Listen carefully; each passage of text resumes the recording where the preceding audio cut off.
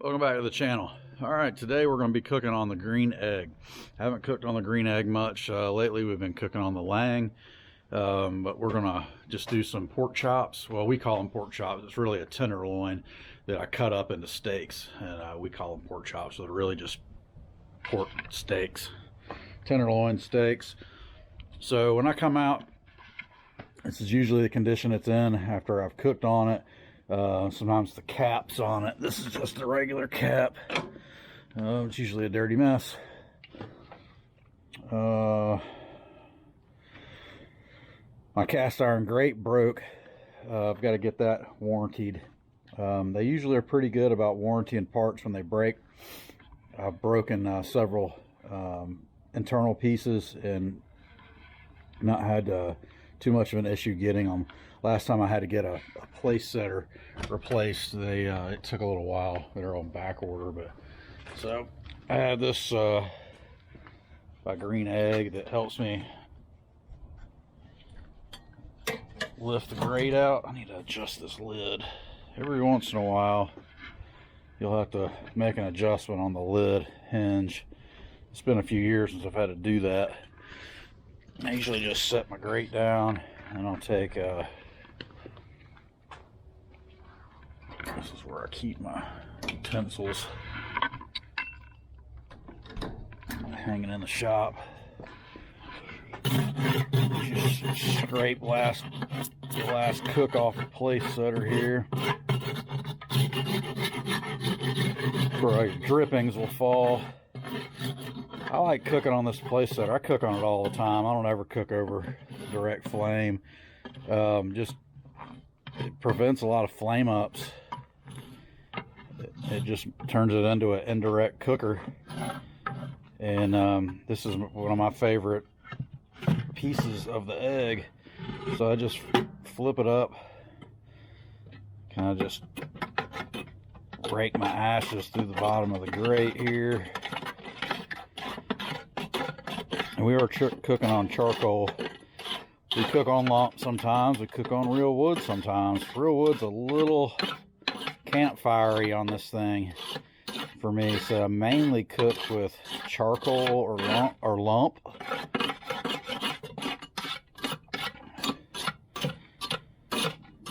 just try to get the most out of it as I can. And I go in and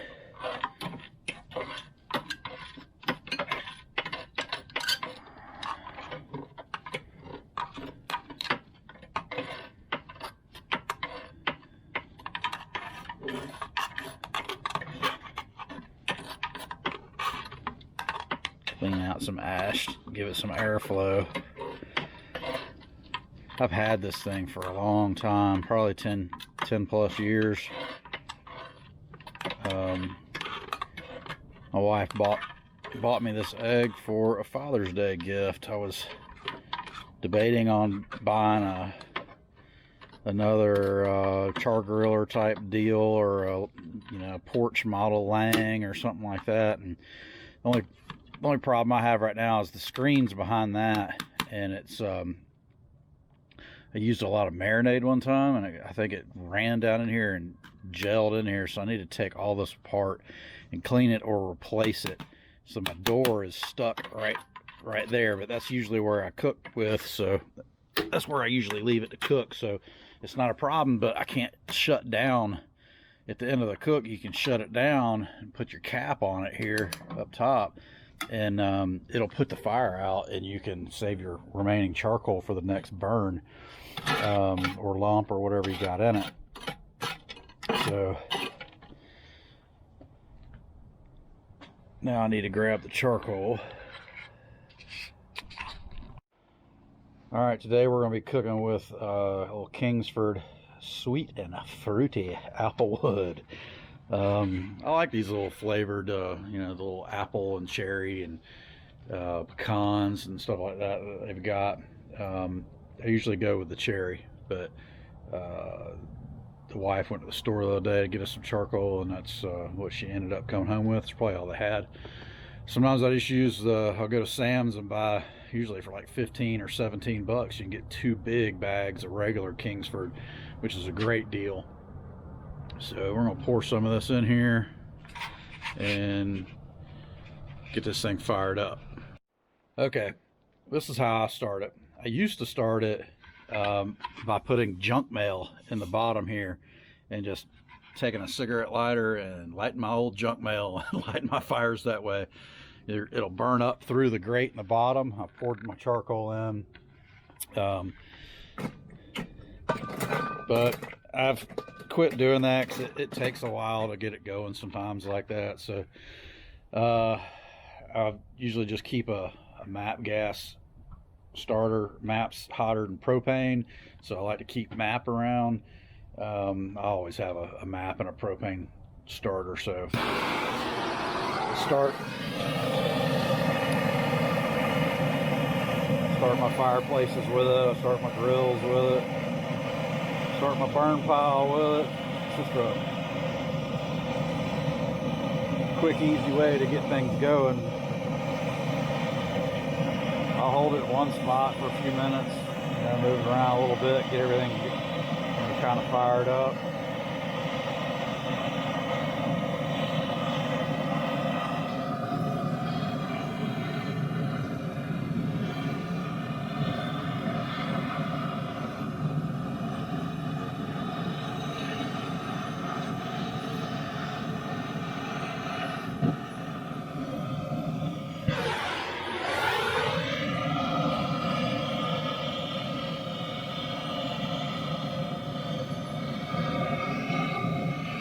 Usually just start it in the center and let it burn its way out to the edges.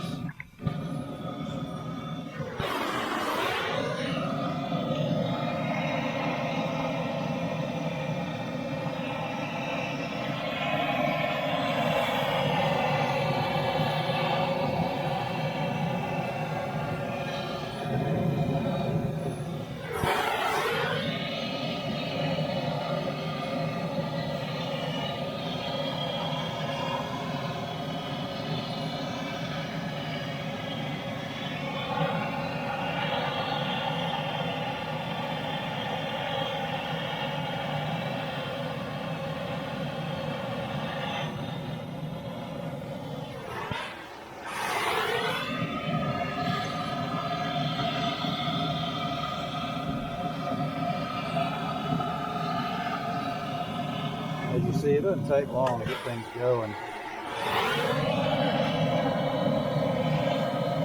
It's already rolling smoke out of here. We got it, sometimes you got to keep tilting this thing up as the bottle gets low. It doesn't like to burn upside down. But that's it, it's lit. It will let it roll like that for a few minutes, and I'll go ahead and flip the place setter back down and put the grate back in.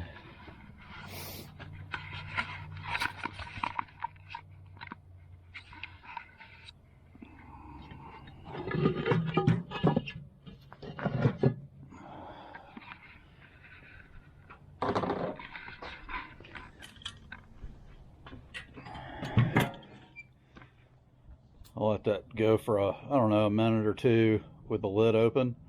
And then I'll shut the lid and then let the grate get warmed up. I usually let it roll for about 30 minutes and let everything get good and warmed up and the temperature's equaled out in there. Get all the ceramics warmed up and scrape my grate and then let it chill out for about 5 more minutes. And put the food on and rock and roll. This thing cooks very well. I've been cooking on it for many years. Am I expert? No, probably not, but I know my way around it, that's for sure. I've cooked everything. This thing can cook a mean brisket. The only thing I can't get good at cooking on this is ribs. I haven't really tried real hard, but I tend to multitask a lot of times where I'm running wide open doing 3 or 4 projects at a time, bouncing back and forth between things, and ribs I burn up quite a few times on the green egg. I'll admit it. It's the one thing that I'm not good at on the green egg. I mean, I cooked the hell out of a brisket on one of these things. Chicken, pork, Boston butts, whatever. But it's a great little piece to have. It's great for cooking burgers. That place setter is great. You don't have too many flame ups. Just about anything. Chicken, we do a lot of chicken. We do a lot of burgers. Do a lot of chicken thighs, a lot of burgers. You know, you can fire it up, do some kielbasa's or, you know, whatever. Sausage, we do a lot of sausage and shrimp. We'll do like a stir fry type dish, but I'll grill the shrimp and the sausages, and then we'll do the veggies and the rice in the kitchen. But this thing's great. You can see it's getting pretty smoky already. I'll go ahead and lower the lid. It's not a clean, brand new. This is real life use for many years of using. Do I get out here and scrub on it? No. I clean my ashes out. I scrape my grates, and I cook. That's you know, I do let it burn out, especially after big cooks. I'll burn it out real good, but I don't scrub on it like a showpiece or anything. It is what it is, and you know, I don't ever have to move this anymore. It's pretty much set where I need it. I cook everything at about the same temperature, at about 275. Now I can take this off. Well, when it warms up, I can pop it off. It's kind of stuck right now. And when they do get stuck, you can just take your little tool right there that comes with them. And matter of fact, I will do that. We'll leave that off until this thing gets warmed up. But I run everything about 275, 300. That is what I've found cooks the best on this thing. And it'll hold its temperature for a long time, especially if you put lump in it. Lump seems to hold a little longer than the charcoal. The charcoal lasts long too. You stack the charcoal in it.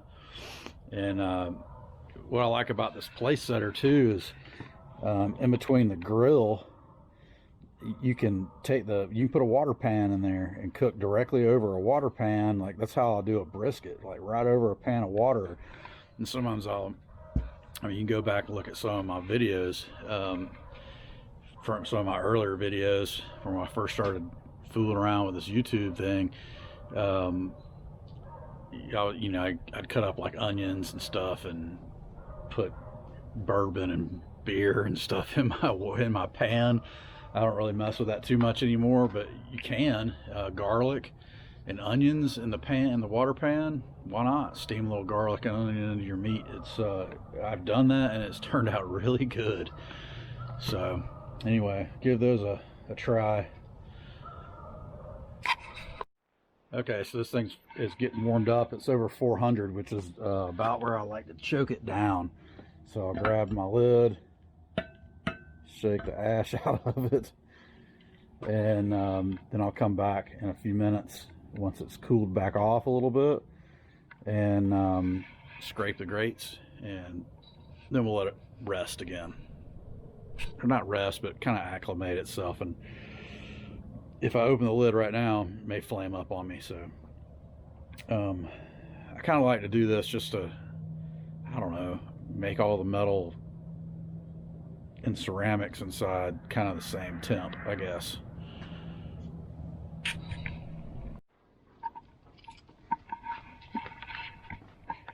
All right, so the temp's back down to about 350.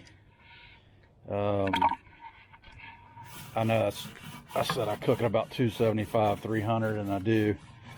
I'm just, I get it a little hot to clean the grate off, basically, and try to cook off whatever's stuck on that place setter still. I call it a place setter. I don't know if that's the actual term of that indirect plate right there under the grate. I think that's what they called it originally, but may have changed the name over the years.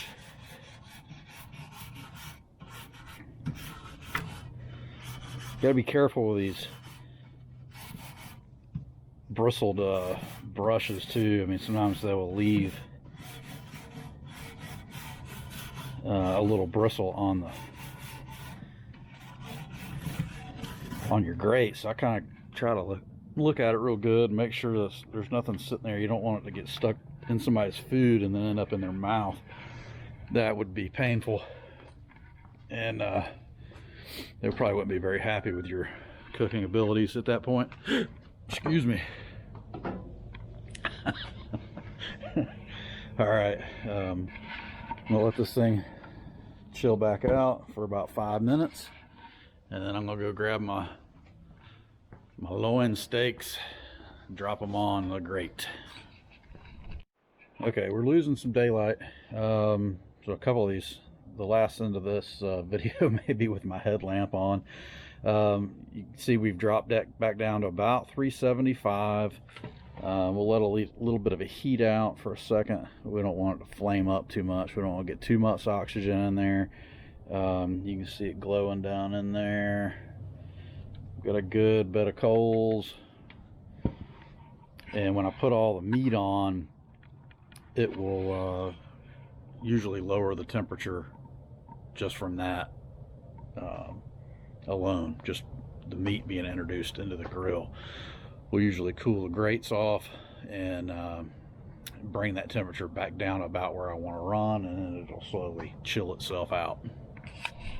All right, so here are my pork steaks, tenderloin steaks, whatever you want to call them. I've got them sitting, they've been sitting in this bag it's got honey teriyaki and apple juice. They've been sitting, I don't know, about 28 hours or so in the bag. No, probably longer than that, probably about 36 hours. So they should be good marinated. We're going to open our lid. I'll try to do all this. Hang on, I'm gonna get a better stand. Well, I thought I had that playing. So our teriyaki, honey teriyaki, and apple juice marinated pork steaks are on, and we're gonna give those a whirl. Shut our lid. As you can see, of course, the lid was up for a few minutes, maybe not that long, about a minute or so. We dropped down to 200, but it's going to come back up to about 275 and stable out there. Stable out. It's going to stabilize at about 275, 300, somewhere around there. Guys come out to cook with us. Baily's come out to cook with us. All right, so what I told you about 300, 275 to 300. It's usually where she runs. Well, you probably can't see that. Too much light. 275 to 300. Trying to get the lighting where it's not so blinding here. All right. Still too bright. Okay. I've been on about 10 minutes. Give them a flip. Oop. Give them a flip. A little flashlight flip with my headlamp.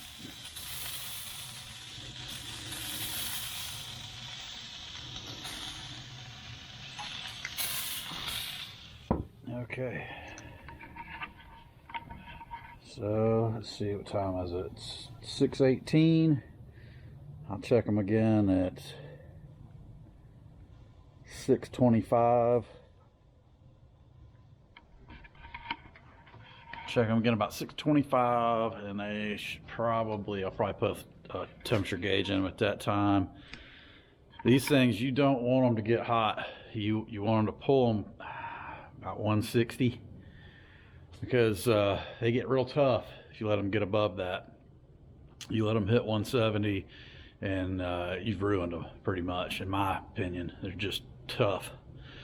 You pull them between 155 and 165, you're usually golden. 160 I found is about perfect. Sometimes I'll pull them at 155. It just depends on how tough they feel when I start putting the thermometer in them. So they were really good though. I mean, marinate, buy you a tenderloin. You get a tenderloin at Sam's or Costco or Walmart or whatever. I shop at Sam's for my big pieces of meat usually. And man, like, I don't know, what are they, like 15 bucks for a freaking huge. I can usually get 16 steaks out of that for 15 bucks. That's like $1 a steak almost. That's pretty good, and they're yummy, man. Put some veggies on, sweet potatoes. They're good to go. All right, we're gonna check back. About to check the temperature, and I've got my thermometer set for pork. I've got my taste set for 160. Current temperature outside, because I don't have it in anything, it's 53 degrees.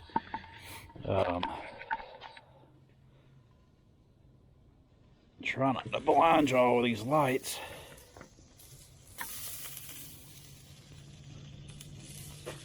Got a little burning on the edge there.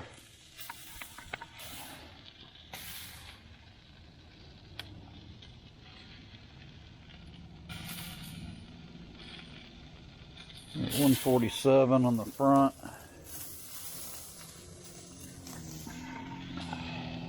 155. 56 on the back. That one feels good. It's about ready to pull. That one's 159. That one's temperature. That two are ready. It's hotter in the back.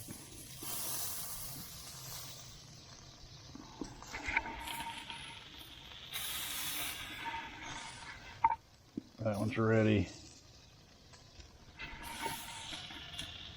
That one's ready. 155.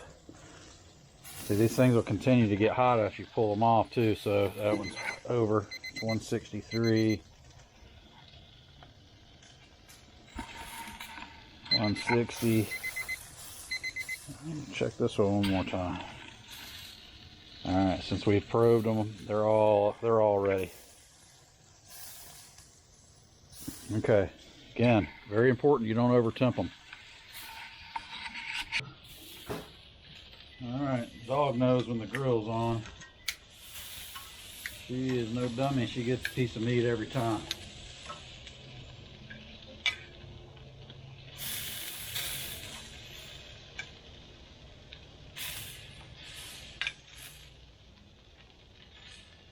You don't want to squeeze all the juice out.